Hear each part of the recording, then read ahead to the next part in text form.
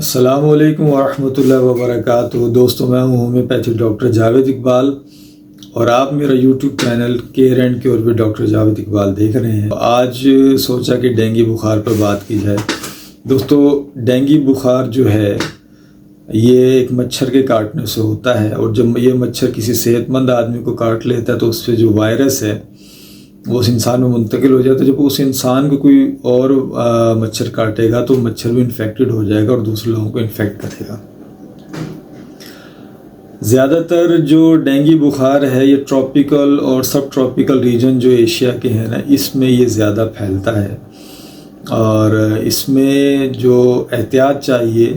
وہ سب سے زیادہ احتیاط یہی چاہیے کہ مچھروں کا اجتماع نہ ہونے دیا جائے، اسپرے کا پراپر انتظام کیا جائے، پانی کے برتنوں کو ڈھانپا جائے، جوڑ وغیرہ نہ بننے دیا جائیں، کوئی ٹائر وغیرہ پڑے ہیں، کوئی اور ایسی چیزیں جس میں پانی ڈپازٹ ہو سکتا ہے یا کھڑا ہو سکتا ہے، ان چیزوں کو صاف کیا جائے، گندگی وغیرہ کو پھیلنے سے بچایا جائے۔ یہ اس کی پریکاشنی میئرز ہیں کہ جو کی جا سکتی ہیں۔ اس وقت جو ریسرچرز ہیں وہ کوشش کر رہے ہیں کہ اس کی کوئی ویکسین وغیرہ بھی مارکیٹ میں لیں، لیکن ابھی تک کوئی اس کی ویکسین مارکیٹ میں آ نہیں سکی ہے، تو اس لیے احتیاطی اس سے کا علاج ہے کہ اس کو احتیاط کی جائے اس کے اندر۔ اور اس کی جو علامات ہیں میرے دوستو، اس میں سب سے بڑی علامت یہ ہے کہ بخار ہائی گریڈ کا ہوگا۔ اس میں شروع کے 2-4 دن تو عموماً اس میں کوئی علامت نہیں آتی، اور اکثر یہ دیکھا گیا ہے کہ عموماً جب ٹیسٹ کرایا جاتا ہے تو شروع کے دنوں میں تو شاید ڈینگی ٹیسٹ پازیٹیو آ جائے، لیکن 3-4 دن گزرنے کے بعد ڈینگی کا ٹیسٹ عموماً پازیٹیو نہیں آتا، لیکن اس کی علامات ظاہر ہو جاتی ہیں۔ اور ان علامات میں سب سے بڑی علامت یہ ہے کہ شدید جسمانی دردیں ہوں گی، نقاہت بہت شدید ہوگی، اور اس کی وجہ سے ہائی گریڈ فیور جو کہ 106 تک بھی جا سکتا ہے، ایسا شدید بخار ہو سکتا ہے، سویٹنگ ہوگی، منہ کا ذائقہ کڑوا ہو جائے گا، اندرونی جھلیاں سرخ ہو جائیں گی، زبان سرخ ہو جائے گی، پیٹ میں شدید درد شروع ہو جائے گا، اور اتنی شدید نقاہت ہو جاتی ہے کہ آدمی واش روم تک بھی جانے کے قابل نہیں تو بغیر سہارے کے۔ اور جب اس کا درجہ بڑھ جاتا ہے اور جب شدت اختیار کر جائے تو پھر پلیٹلیٹ کاؤنٹ جو ہے، جو اس کا کام خون کے بہاؤ کو روکنا ہے، اس کے اندر شدید کمی آ جاتی ہے، اور گرتے گرتے بعض اوقات تو اتنی خطرناک حد تک پلیٹلیٹ گر جاتے ہیں کہ پھر ناک سے، منہ سے، گم سے اور اخراج خون شروع ہو جاتا ہے۔ اس کے علاوہ اسکن کے نیچے جو جلد ہے، جلد کے نیچے جو کیپلریز ہیں باریک خون کی، وہ بھی متاثر ہوتی ہیں اور پھٹ جاتی ہیں، جس کی وجہ سے زیر جلد خون جو ہے نا جمع ہو جاتا ہے، اور وہاں پہ بروزز بن جاتے ہیں، نیلے رنگ کے سپاٹس بن جائیں گے، اور جن میں بعض کیسز میں اس میں درد بھی ہو جاتا ہے، ابھار سے پیدا ہو جاتے ہیں، جو ایک بہت خطرناک علامت ہے۔ دوستو، ایسے میں جو ہے فوری طور پہ ڈاکٹر سے رجوع کرنا چاہیے، گھر میں میڈیکیشن سے اجتناب کرنا چاہیے۔ لوگ بہت سارے ٹوٹکے کرنے لگ جاتے ہیں، بھئی یہ کر لو وہ کر لو، مشہور ہے کہ یہ اس کو پپایا یہ جو پیتا ہے اس کے پتوں کا رس پلایا، سپورٹنگ ہے، لیکن اس کے ساتھ دوائیوں کا بھی استعمال بہت ضروری ہے۔ اچھا، لیموں کا استعمال کرایا جاتا ہے، اسی طرح سیب کا جوس جو ہے، وہ جو گاجا سیب جو سبز سترہ سیب ہوتا ہے جس میں رس زیادہ ہو، اس کا سیب کا جوس پلایا جاتا ہے۔ یہ سارے ٹوٹکے، یہ ساری چیزیں اپنی جگہ پر ہیں، یقیناً ان سے فوائد بھی حاصل ہوتے ہیں کہ اس کے جو یہ انرجی بوسٹر کے طور پہ بھی کام کرتے ہیں، پلیٹلیٹ کے ڈراپس کو کم کرتے ہیں، ایچ پی لیول کو مینٹین رکھتے ہیں، اور بہت سارے فوائد دیتے ہیں۔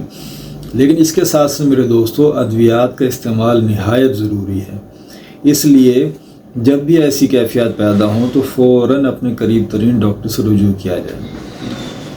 ایلوپیتھک میڈیم میں اس میں سوائے پیناڈول کے دوسری کوئی دوا نہیں دی جاتی، کیونکہ اگر ایسی حالت میں اینٹی بائیوٹکس کا استعمال کرایا جائے تو اس کی وجہ سے پلیٹلیٹس مزید تیزی سے گرتے ہیں۔ اس لیے ایلوپیتھک ٹریٹمنٹ میں عمومی طور پہ ایسے مریض کو مکمل آرام اور ساتھ ہی پیناڈول کی گولی 2 صبح 2 دوپہر 2 شام دی جاتی ہے، اس کے علاوہ اور کچھ نہیں دیا جاتا۔ لیکن میرے دوستو، ہومیوپیتھی میں ایک بہت بڑی ورائٹی مختلف امراض کے لیے موجود ہے، اور اسی طرح ڈینگی وائرس، اس کے وائرس کے لیے بھی بہترین ادویات موجود ہیں۔ انشاءاللہ اب ہم اس کی ادویات پر بات کریں گے کہ کون کون سی ادویات ہیں جو اس میں مستعمل ہیں۔ ویسے تو علامات کے مطابق یہ دوائی دینی چاہیے، کیونکہ مریض میں علامات بدلتی رہتی ہیں، ادویات بھی بدلتی ہیں اور بہت ساری ادویات مستعمل ہیں، لیکن ہم ویڈیو میں جنرلائز میڈیسنز کو جو عمومی طور پر استعمال ہوتی ہیں ان کو ڈسکس کرتے ہیں۔ تو آئیے چلتے ہیں دوائیوں کی طرف۔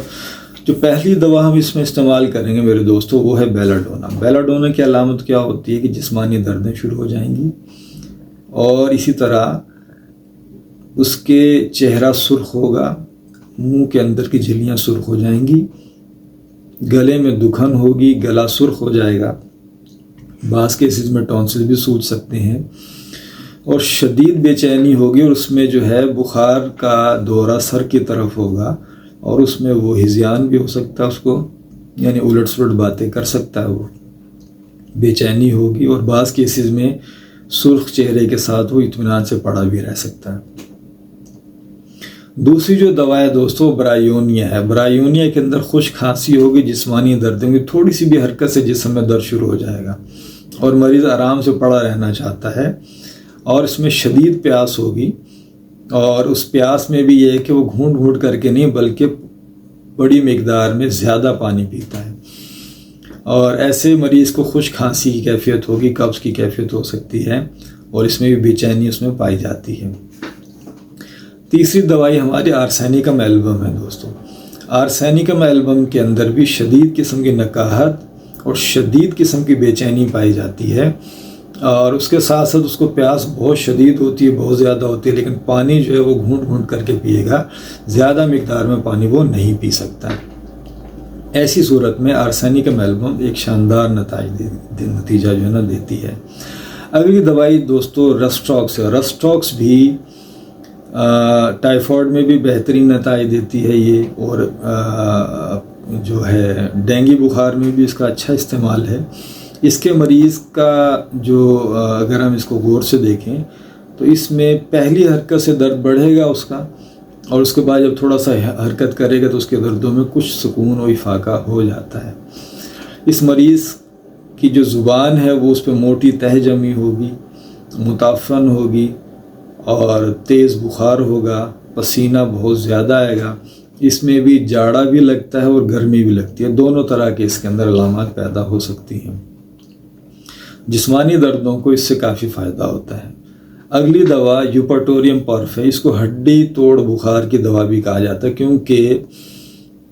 اس کے بخار میں ہڈیوں میں بہت شدید درد ہوتا ہے، اور بندہ کہتا ہے بس مجھے دبائے رکھو، مجھے دباتے رہو، ہاتھوں کو دباؤ، ٹانگوں کو دباؤ، جسم کو دبائے گا وہ، لیکن اس سے آرام نہیں آتا، کیونکہ اس کی ہڈیوں میں شدید درد ہوتا ہے۔ کمر میں بہت شدید درد ہوگا، کمر ایسے لگی جیسے ٹوٹ گئی ہے، بالکل ہڈیاں ایسے لگتی ہیں یہ چٹک رہی ہیں اور ٹوٹ رہی ہیں، اور اس کے ساتھ پیاس بھی ہوگی، بخار اونچے درجے کا ہوگا، پریشانی اس کو ہوگی، گھبراہٹ ہوگی، لیکن سب سے جو میجر چیز ہوگی وہ اس کی ہڈیوں میں شدید درد ہوگا۔ رسٹاکس کے اندر مسکولر پین زیادہ ہوتی ہے، اور اس کے اندر جو ہے نا بونز کی ہڈیوں کی درد بہت شدید ہوتی ہے، تو ایسے میں یوپاٹوریم پرف جو ہے اس کو بہترین نتائج دیتی ہے۔ اگلی دوا اور بہت اہم دوا جو ہے ہماری وہ کروٹیلس ہورائڈس ہے۔ یہ ریٹل سنیک سے بنی ہے، اس کا زہر ہے یہ بیسیکلی، اس سے بنی ہے، اور جیسے سانپوں کے کاٹنے سے جتنی علامات پیدا ہوتی ہیں کہ ناک سے، منہ سے، جسم سے بلیڈنگ شروع ہو جاتی ہے، اندر خون میں پھٹکیاں بننا شروع ہو جاتی ہیں، اور جلد کی طرف خون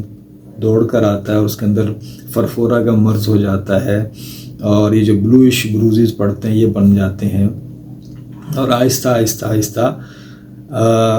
مختلف مخارج سے خون رسنا شروع ہو جاتا ہے، اور آخر میں مریض کی ڈیتھ ہو جاتی ہے۔ اسی طرح سے کروٹیلس میں بھی یہی علامات پائی جاتی ہیں کہ اونچے درجے کا بخار ہوگا، جسم میں دردیں ہوں گی، اور اس کے مسوڑوں سے، ناک سے، بلغمی جھلیوں سے، پھیپھڑوں سے خون کا رسنا شروع ہو جاتا ہے، اور ایک بڑی خطرناک جو ہے یہ سٹیج ہوتی ہے، سچویشن ہوتی ہے۔ ایسے میں جب ہم کروٹیلس کا استعمال کریں گے تو اس سے جو جلد کی طرف خون یا جو رگوں سے خون بہہ کر باہر آ چکا ہے، اپنے مخارج کی طرف آ گیا ہے، وہ دوبارہ سے جسم میں جذب ہونا شروع ہو جاتا ہے، اور اس کنڈیشن سے یعنی بلیڈنگ کو بھی یہ روک دیتی ہے، اور ڈینگی بخار میں اس کا سب سے بڑا کمال یہ ہے کہ یہ پلیٹلیٹ کاؤنٹس کو بہت تیزی کے ساتھ بڑھاتی ہے۔ تو دوستو، کروٹیلس ہورائڈس یہ بہت بہترین دوا ہے، اور جتنی دوائیاں بیان کی گئی ان سب کو 30 طاقت میں اور 200 طاقت میں ہم استعمال کر سکتے ہیں۔ بعض اوقات سیریس کنڈیشن کے اندر کروٹیلس کی ہائی پوٹینسی 1 mg دی جاتی ہے، میں نے خود اس کو کئی بار دیا اور بہترین نتائج لیے۔ یوپٹوریم بھی ہائی ڈوز میں دینی پڑ جاتی ہے، رسٹاکس بھی دینی پڑ جاتی ہے 1 mg میں، لیکن عمومی طور پہ 30 اور 200 طاقت کافی ہوتی ہے۔ اگلی دوائی فاسفورس ہے، یہ بھی بہت ہی اہم دوا ہے ڈینگی کے لیے، اور بالخصوص جب اس میں سینے کے علامات یعنی آپ کا ریسپریٹری ریٹ بڑھ جائے اور اس میں گھٹن شروع ہو جائے، شدید نکاہت ہو جائے، بلیڈنگ کے چانسز ہو جائیں اور بلیڈنگ کر بھی جائے آدمی، تو اس کے لیے فاسفورس 30 شاندار نتائج دیتی ہے، اور 3 گھنٹے کے وقفے سے اس کی 5-7 خوراکیں دہرانے سے فوری طور پہ نہ صرف یہ کہ بخار ٹوٹ جاتا ہے، بلیڈنگ رک جاتی ہے، بلکہ پلیٹلیٹ کاؤنٹ بھی بہترین ہو جاتا ہے اور نکاہت کو بھی دور کرتی ہے۔ فاسفورس کا ایک کیس میرے اپنے گھر کا ہے دوستو، شیئر کرتا چلوں کہ میرے چھوٹے بھائی کو آج سے 2 سال پہلے ڈینگی کا اٹیک ہوا۔ وہ اپنے گھر میں تھا، پنڈی میں رہتا وہ، تو 3-4 دن تو کسی نے بتایا نہیں کہ بس سادہ بخار ہے، چلتے رہے، پیناڈول لے لی، آگے پیچھے دوائیاں لے لیں، چلتا رہے۔ جب اس کی حالت زیادہ بگڑی تو وہ ہمارے گھر آ گیا کہ بھائی میرا ٹریٹمنٹ کرو۔ جب اس کو حالت دیکھی تو شدید نکاہت کا اس وقت شکار تھا وہ، حتیٰ کہ واش روم تک جانے کے لیے بھی اس کو 2 آدمیوں کا سہارا چاہیے تھا، بے انتہا کمزور ہو گیا تھا، سویٹنگ تھی، اور جب اس کو سکون سے لٹا کر میں نے اس کو چیک کیا تو اس کی ریسپریٹری ریٹ بہت زیادہ تھا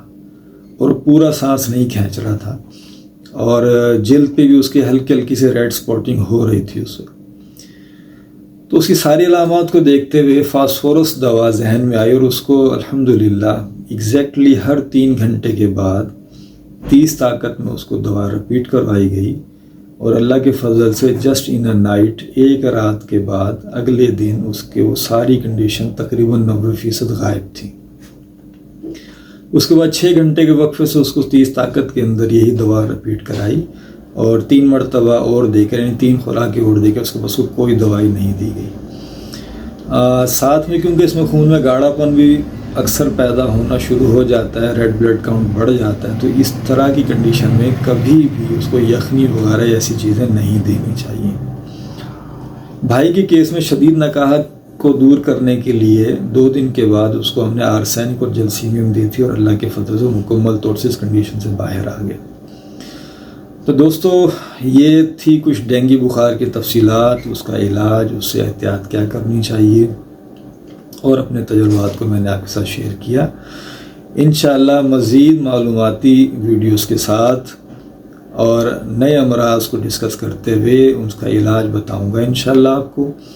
اور انشاءاللہ جلد آپ سے ملاقات ہوگی۔ اس وقت تک کے لیے اللہ حافظ، السلام علیکم ورحمۃ اللہ وبرکاتہ۔